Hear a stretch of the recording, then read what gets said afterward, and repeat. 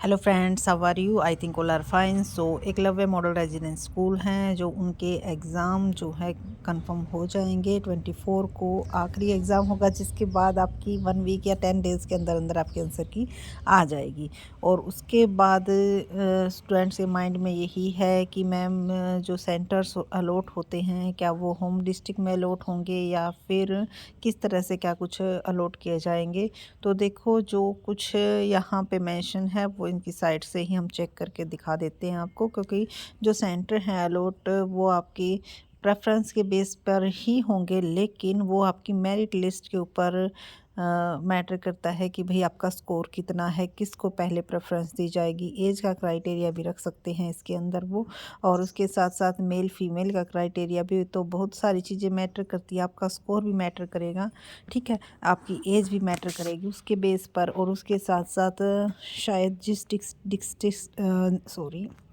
जिस डिस्ट्रिक्ट से हो आप, उसमें वैकेंसी कितनी है, उसमें स्कूल कितने हैं, उसमें पोस्ट कितनी है, ये भी बहुत ही ज़्यादा मैटर करेगा। क्योंकि बहुत सारे डिस्ट्रिक्ट्स ऐसे हैं जिसमें कि वैकेंसी ही नहीं है, तो उन कैंडिडेट्स को उनके पास वाले जो अदर डिस्ट्रिक्ट्स हैं उनमें ही अलॉट किए जाएंगे सेंटर।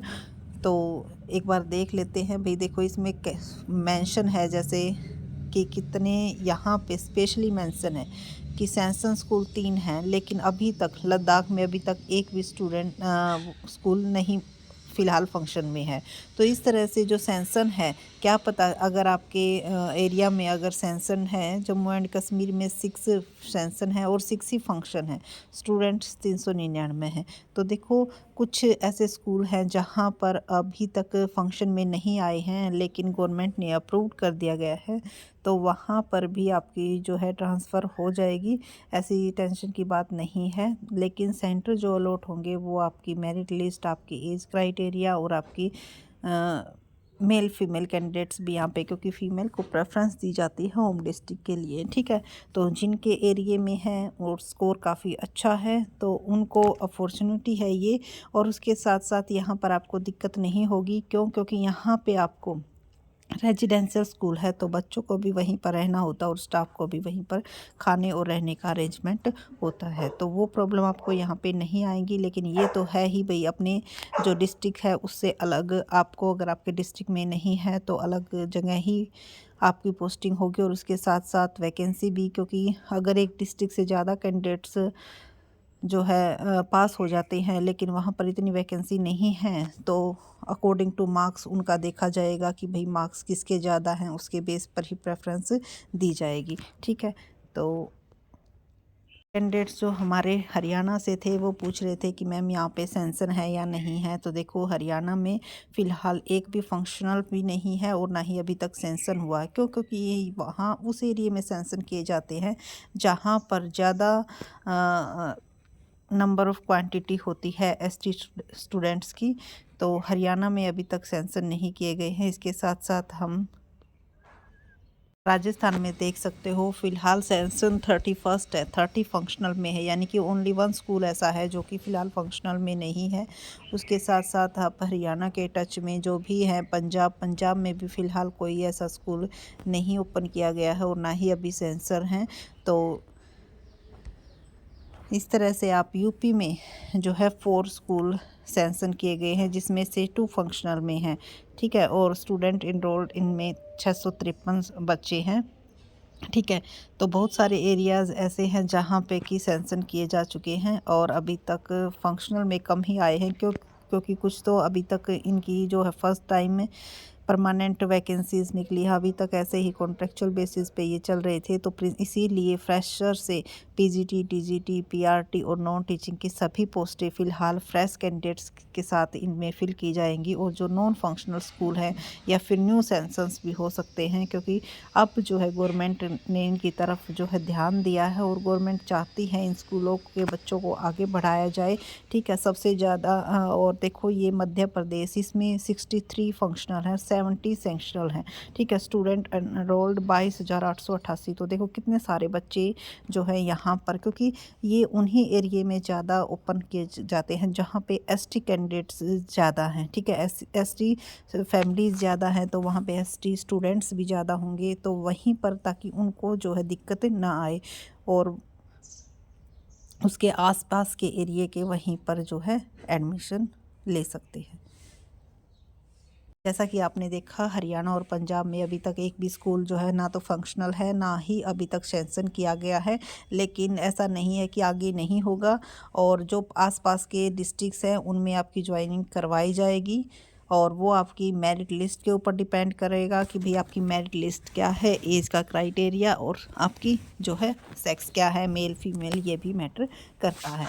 और अब रही बात कि मैम रिजल्ट्स कब तक आ जाएगा, तो देखो फर्स्ट टाइम लिया जा रहा है ये, तो अगर पहले कभी लिया जा गया होता तो उसके बेस पर हम प्रीवियस इसको एनालिसिस नहीं कर सकते कि भाई इतने दिन के बाद आपकी आंसर की आएगी, इतने दिन के बाद आपका रिजल्ट आएगा। लेकिन क्योंकि इसका जो पेपर पैटर्न था वो एनवीएस केवीएस की तरह ही था, तो उन्हीं के बेस पर, उन्हीं के एक्सपीरियंस को हम यहाँ पर मानते हुए कि भाई, क्योंकि उनकी जो की है आंसर की एग्ज़ाम के 1 वीक या 10 डेज़ के अंदर अंदर आ जाती है, तो इनकी भी जो आंसर की है वो 1 वीक या 10 डेज़ के अंदर अंदर आ जाएगी। फ़िलहाल कोई नोटिफिकेशन नहीं आया है इसका, और नोटिफिकेशन आएगा तो उसकी भी इंफॉर्मेशन आपको दी जाएगी। और रिजल्ट्स की रही बात, तो आंसर की आने के बाद 10 दिन का टाइम तो आपका, जो ओरिजिनल आंसर की आती है, कम से कम 10 दिन का टाइम आपका उसका होता है कि भाई किसी को ऑब्जेक्शन वगैरह लगाना है तो आप ऑब्जेक्शन लगा सकते हो, तो ये टाइम पीरियड भी आता है।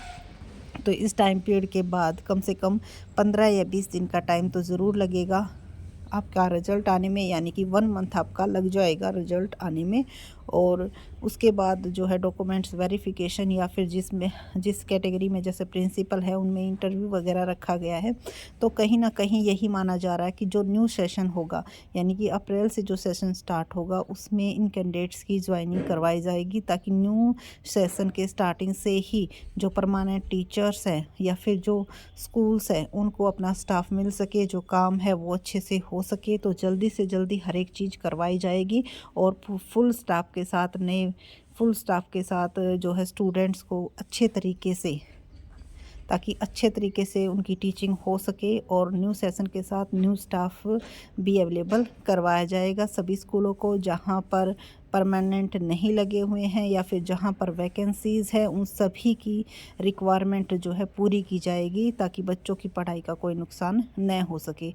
तो अनुमान यही है कि भाई अप्रैल तक आपके, यानी कि मार्च के लास्ट तक आपके सभी काम हो जाएंगे, चाहे किसी में इंटरव्यू है चाहे किसी में इंटरव्यू नहीं है, और 10 दिन के अंदर अंदर आपकी जो आंसर की है वो आ जाएगी। उसके बाद 1 वीक का आपको टाइम ऑब्जेक्शन का लगेगा, ठीक है। और यानी कि रिजल्ट्स आपका बन के तैयार 1 मंथ के अंदर हो जाएगा, ठीक है। और जो भी अपडेट मिलेगी आपको वो आपके साथ शेयर की जाएगी। अगर आपको अपना एरिया भी देखना है यहाँ पे, क्योंकि हमारे साथ ज़्यादातर कैंडिडेट्स जो है हरियाणा पंजाब के जुड़े हुए थे, तो आसपास का एरिया शो हमने कर दिया है। अगर आपको देखना है तो आप EMRS की जब साइट पे जाओगे तो आपको ये मैप मिल जाएगा, क्योंकि बिल्कुल यहाँ से जो इन्फॉर्मेशन आपको मिलेगी वो बिल्कुल ऑथेंटिक इन्फॉर्मेशन मिलेगी। तो जिसके ऊपर भी आप, जैसे आप इस एरिया झारखंड से बिलोंग करते हो तो यहाँ पे देख सकते हो आप 7 फंक्शनल है, सेक्शनल 89 है, यानी कि 89 सेक्शन किए गए हैं। और अभी फ़िलहाल जो है 7 ही फंक्शन में है, 82 नॉन फंक्शनल है। स्टूडेंट एनरोल्ड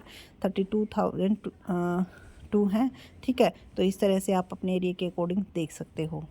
तो अगर वीडियो अच्छी लगी तो लाइक कीजिए, चैनल को सब्सक्राइब कीजिए, एंड शेयर करना न भूलिए। यहाँ से आप बैक करोगे इसको, उसके बाद आप अपने आसपास के एरिए के भी चेक कर सकते हो। So thank you so much. Video अच्छी लगी लाइक कीजिए, चैनल को सब्सक्राइब कीजिए, एंड शेयर करना बिल्कुल ना भूलिए। Thank you.